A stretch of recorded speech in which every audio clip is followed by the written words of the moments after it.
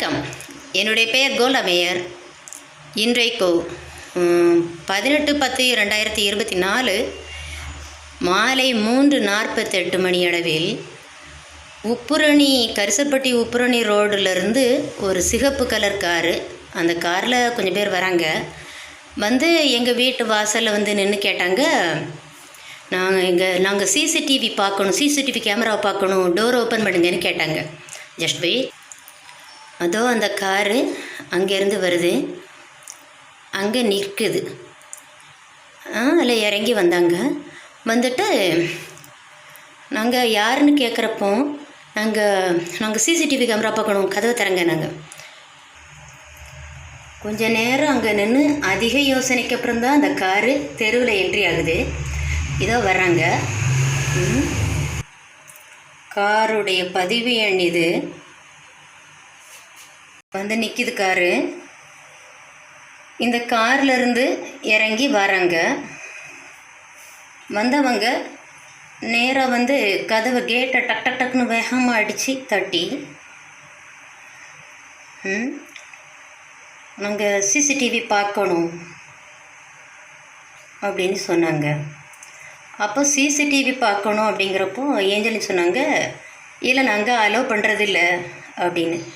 ஏன்னா எங்களுக்கு எந்த நிமிஷமுமே ஆபத்து இருக்கிறதுனால நாங்கள் யாரையுமே அலோவ் பண்ணுறதில்ல. அதுலேயும் ஸ்ட்ரேஞ்சர்ஸை எப்படி நாங்கள் நம்பி வீட்டுக்குள்ள அலோவ் பண்ணுறது? அப்போது நாங்கள் இல்லை அலோவ் பண்ணுறதில்ல அப்படின்னு, நாங்கள் ஸ்டேஷன்லேருந்து வரோமா, திறங்க கதவை அப்படின்னு அதட்டுனாங்க. ஆனால் நாங்கள் திறக்கலை. இல்லை நாங்கள் அலோவ் பண்ண முடியாது அப்படின்னு சொன்ன உடனே இவங்க ரெண்டு பேர் என்ன பண்ணிட்டாங்கன்னா, என்ன அவங்க யாருன்னு தெரியலை, போலீஸுன்னு எப்படி நம்புறது? யூனிஃபார்மில் இல்லை. யூனிஃபார்மில் இருந்தாலும் லோக்கல் ஸ்டேஷன்லேருந்து எங்களுக்கு எந்த ஒரு தகவலும் வரலை.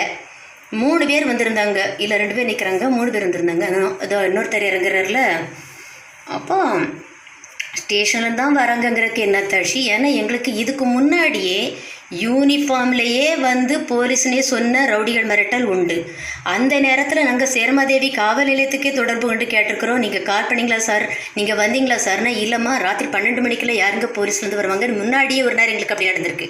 அதனால் இவங்க யூனிஃபார்ம்லேயே இல்லை, நாங்கள் கேமரா பார்க்கணும், டோர் ஓப்பன் பண்ணுங்க, திறங்கன்னு நாங்கள் எப்படி ஸ்ட்ரேஞ்சர்ஸ் எப்படி வீட்டுக்குள்ளே விடுறது? நாங்கள் வீட்டில் ஆம்பளைங்க கிடையாது, பொம்பளைங்க தான் இருக்கிறோம். எங்களுக்கே உயிர் பாதுகாப்பு கருதி தான் நாங்கள் சிசிடிவியே வச்சுருக்குறோம். மாத்திரமில்லாது எங்கள் வீட்டில் மட்டும் இல்லை, கரிசல்பட்டியில் நிறைய வீட்டில் சிசிடிவி உண்டு. எங்கள் வீட்டில் தான் வந்து அதட்டணும்னு அவசியம் இல்லை. இவங்க என்ன பண்ணாங்கன்னா, அதட்டிட்டு அதுக்கப்புறம் பண்ணின வேலை தான் ஒன்று, எங்கள் 2 கேமராவையும் தலையை திருவின மாதிரி திருக்கி தூர வச்சுட்டு போயிட்டாங்க. போலீஸ் அப்படி பண்ணுவாங்களா? இப்போ எனக்கு அதான் டவுட்டு. இதோ அந்த 3rd பர்சன் வந்து சேர்றாரு. 3 பேர் வந்து நின்று மிரட்டுறாங்க, கதவு திறங்க, நாங்கள் சிசிடிவி பார்க்கணும் அப்படின்னு. ஃபைனலி நாங்கள் கடைசி வரைக்கும் டோர் ஓப்பன் பண்ணலை அப்படின்ன உடனே இறங்கி ஒருத்தர் என்ன போகிறாரு, இன்னொருத்தர் வேகமாக வந்து கேமராவை கைப்பற்றுறாரு. சட்டார்னு திருக்கிறார். இருப்பாங்க கேமரா ஆங்கிள் எப்படி போகுதுன்னு திருப்பி விட்டுட்டு அதோ போகிறார்ல.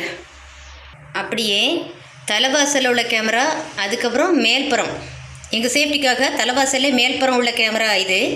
இந்த கேமராவிலே ஒருத்தர் வந்து திருப்புறாரு. நாங்கள் களக்காட்டிலேருந்து வாரோன்ட்டு சொன்னாங்க, ஆனால் வந்தது திருநெல்வேலி ரோட்லேருந்து வராங்க. இந்த முகம் தெரியுதா? கேமராவை கை வச்சு திருக்கிறாரா? திருக்கி இதையும் திருக்கி விட்டுட்டு போகிறாரு. நான் கேட்குறேன், 4 கேமராவில் 2 கேமராவை அப்படியே திருப்பி விட்டுட்டு அந்த கும்பல் தப்பிச்சு போகுது. அவங்க எப்படி வந்த அடையாளத்தை மறைக்கிறதுக்காக அதை செய்கிறாங்க. எங்களுக்கு உயிருக்கும் பாதுகாப்பு கிடையாது. இந்த நிலைமையில போலீஸ்னு சொல்லி ரவுடிங்க எப்படி சுற்றுறாங்களா, அல்லாட்டி போலீஸ் இப்படி செய்வாங்களா, எனக்கு எதுவும் புரியவில்லை. இவ்வளவு நேரம் இந்த காணொளியை கவனமாக கேட்டமைக்கும் பார்த்தமைக்கும் நன்றி. நான் கோலாமேயர்.